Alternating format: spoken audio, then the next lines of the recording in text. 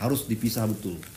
Oke, Anda masih bergabung bersama kami di Saling Silang. Ini diskusi tetap menarik walaupun kita kombrek. Tadi Pak Dasril saya tanya, apakah Anda masih berkomunikasi dengan Setia Novanto dan membicarakan terkait dengan Golkar? Anda katakan bahwa harusnya ada pemisahan antara sisi pribadi yang terjadi dengan Setia Novanto dan juga Partai Golkar. Ya, kami tim penasihat hukum lebih kepada melakukan pendampingan hukum dan pembelaan hukum tentang kasus apa yang menimpa Pak Novanto secara pribadi. Tapi saya pada kesempatan ini ingin menyampaikan kepada publik bahwa dalam ilmu pidana, dalam teori pidana, bahwa untuk menentukan sesuatu atau menilai sesuatu itu kita tidak boleh menganut teori generalisir, maksudnya tidak boleh bahwa jika abangnya penjahat, apakah adiknya penjahat, tidak boleh seperti itu. Bapaknya penjahat, anaknya penjahat, tidak boleh. Tapi dalam ini ketumnya tersangka pidana korupsi, apakah dananya masuk ke Partai Golkar, itu harus dilihat betul garisnya, apakah benar ada hubungan atau tidak. Sepanjang tidak bisa dibuktikan, maka kita tidak boleh berasosiasi, tidak boleh berasumsi bahwa hasil sebuah kejahatan itu dibawa ke partainya. Oke, Pak Dasril, mungkin kalau itu berbicara terkait dengan teori hukum, Anda katakan tidak bisa mengeneralisasi, tapi opini publik berkembang liar. Wajar dong kalau kemudian masyarakat bahwa waduh ketua umum pasti mungkin juga punya kewajiban untuk membiayai partainya. Apa yang kemudian harus bisa dilakukan untuk itu? Gini, ya memang betul tidak otomatis gitu lah ya, tidak kalau ketua organisasi tersangkut kemudian organisasinya terikut-ikut. Tapi opini publik jangan lupa kan Pak ya? Oh, bahwa ada opini publik ya boleh saja, karena kita tidak hidup di ruang hampa, ya kan? Kita hidup di ruang yang banyak kepentingan gitu. Nah, yang saya katakan begini, sepanjang jaksa atau penegak hukum tidak bisa membuktikan, bisa atau tidak bisa membuktikan ada kaitannya umpamanya uangnya mengalir kemana, gitu ya. Ya itulah yang menjadi dasar penuntutan, sebenarnya begitu gitu. Ya, tapi kalau tidak bisa dibuktikan ya juga nggak bisa. Karena itu menjadi penting yang Febri bilang tadi. Ya, kalau memang ada peluang TPPU, ya silakan gitu. Diselidiki, dicari gitu. Kemana alirannya gitu, ya. Tapi kalau nggak bisa ya jangan diadakan gitu. Artinya dia harus berhenti di situ. Harusnya seperti itu. Ada mungkin sedikit tambahan dari saya. Contohnya forum malam ini. Jack TV menghadirkan ada pakar, ada penggiat masyarakat, NGO seperti ICW, ada dari partai yang memiliki kepentingan langsung, dan ada saya, ada TV yang tentu salah satu tujuannya adalah mengedukasi publik agar publik ini tidak terkecoh dengan asumsi-asumsinya tadi. Maka kita harus berbicara sesuai dengan, ya tentu saya berbicara dengan bidang saya, bahwa tadi saya mengatakan bahwa kita tidak boleh menggeneralisasi sesuatu hal. Tentu juga mungkin tadi Pak Febri mengatakan untuk lebih tahunya ya jangan follow the suspect tapi follow the money. Itu juga bentuk edukasi yang disampaikan dalam diskusi kita gitu. Pak ini Sambuaga mengatakan ya ketum, partai ya partai, kan seperti itu. Nah, jadi kita sampaikan kepada publik sekarang, sepanjang tidak bisa dibuktikan adanya hubungan A dengan B, maka ya tidak bisa disebut ada hubungannya. Oke, kita lihat nanti bagaimana fakta persidangan. Nah, selanjutnya saya ke Bang Jerry lagi. Bang, nama Aziz Samsudin, Titik Soeharto, Idrus Marham, kemudian Erlangga, itu kan kemarin ramai untuk akan meramaikan bursa ketua umum. Sekarang kan sudah aklamasi memilih Pak Erlangga. Apakah itu nanti juga secara aklamasi akan menutup celah-celah perpecahan di Partai Golkar? Iya, kebetulan kemarin Pak Aziz ada di situ, Pak Idrus ada juga, ya lengkap lah semua di sana ya.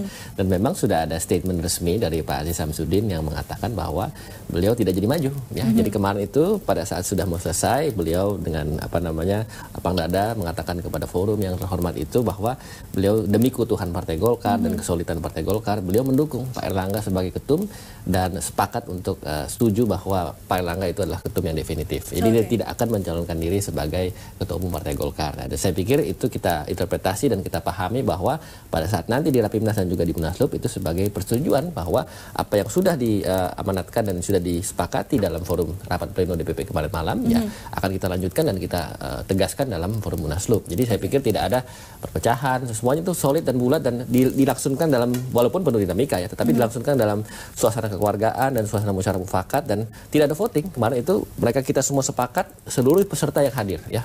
DPP Partai Golkar itu tidak ada suara yang menyimpang yang menginginkan tidak ada munaslup, semuanya tetap menginginkan munaslup, tetap menginginkan Rapimnas, tetapi dengan satu kesepakatan yaitu Pak Erlangga Hartarto sebagai ketua umum kami. Apakah kemudian nanti kalau Pak Aziz Samsudin kemarin kan dicalonkan sebagai ketua DPR menggantikan Setia Novanto. Pak Erlangga ini kan agak susah karena posisinya kan menteri. Tidak mungkin, apakah ini kemudian nanti jadi otomatis jadi anggota ketua DPR? Kan tidak mungkin.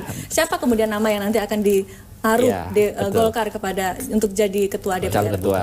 Kalau terkait ketua DPR memang seperti yang sudah kami bicarakan juga kemarin bahwa itu akan kita tetapkan sesudah munaslup ya. Jadi biarkan ini selesai dulu secara sempurna, secara komprehensif dan komplit.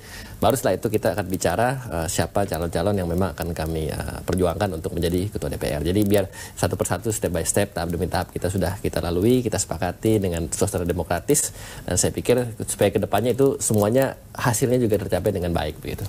Komprominya siapa? Mungkin Pak Aziz Samsudin?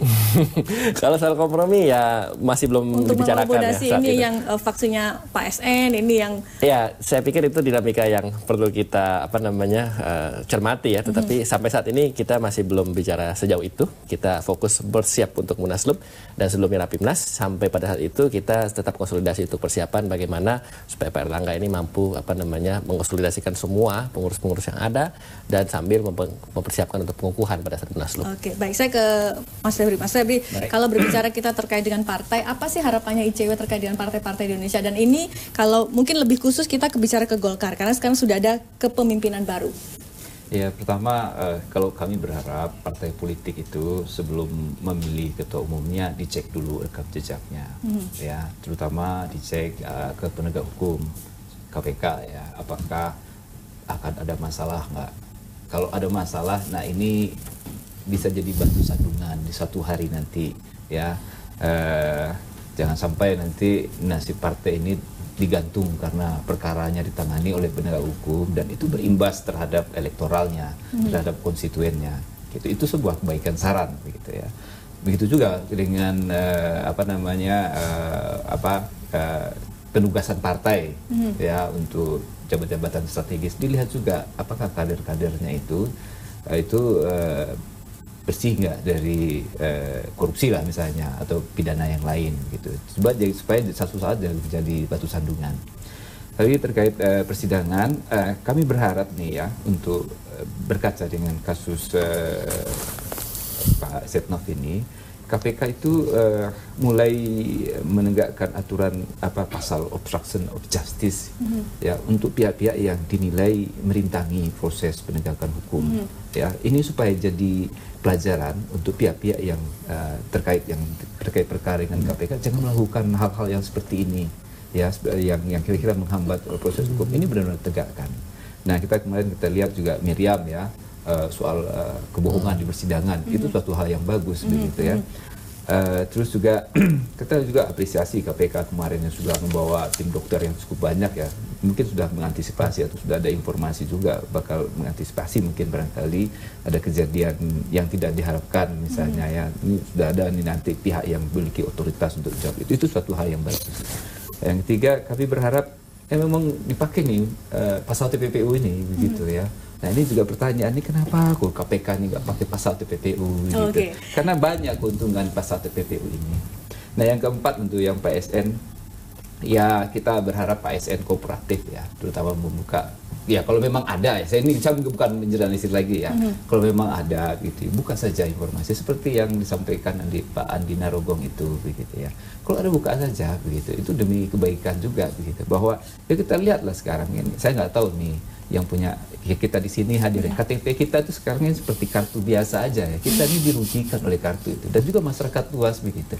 Nah, ini bagaimana supaya kerugian itu bisa kembali lagi begitu. Oke, baik, kita lanjutkan diskusi kita. Saudara tetap bersama kami di Saling Silang.